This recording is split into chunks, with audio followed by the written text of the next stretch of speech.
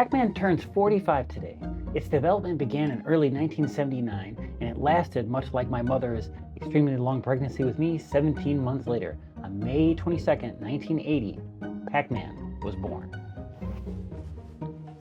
Within 1 year, that yellow 8-bit dot-chomping circle had grossed over $1 billion in arcade tokens, and by the second year, it was $6 billion in quarters.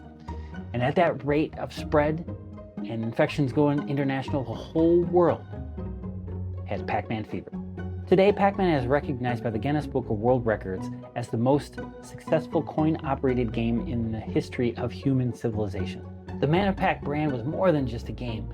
It was a cartoon, it was food, it was a salt and pepper shaker, it was a stress ball, it was a lanyard, it was a desk mat, it was a backpack, it was music, it was home board games, it was home video games, it was plushies, it was books, it was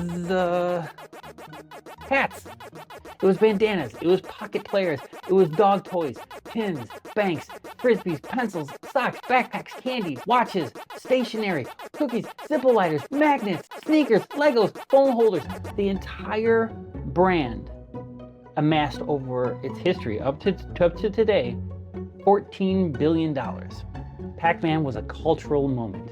The look, the colors, the sounds, the smells, the fury, the laughter, the highest highs, the lowest lows, the Truman Show, the Matrix Reloaded, the Megan, the Stallion. All of this from a game that fit into a 16 kilobit ROM. Most digital pictures of a Pac-Man screen is bigger than 16 kilobytes. Which brings me to a Star Wars character pitch, Kylo Bite. It's Kylo Ren, but he's a vampire, and when his fangs come out, it's red lightsabers.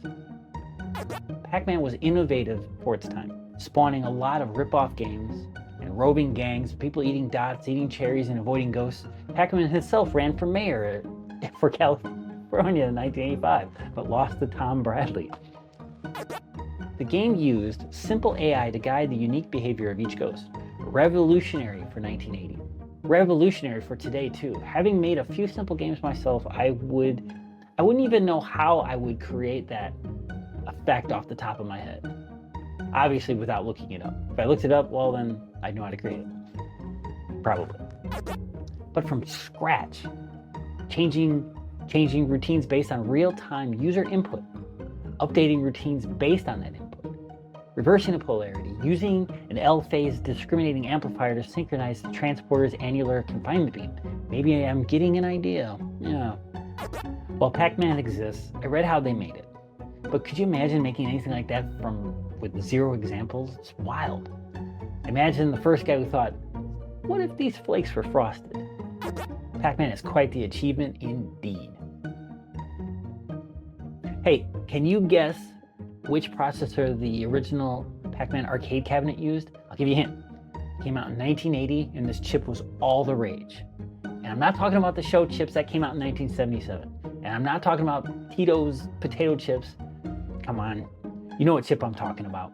Find out your answer in the article below, or above, or left, or right, or around.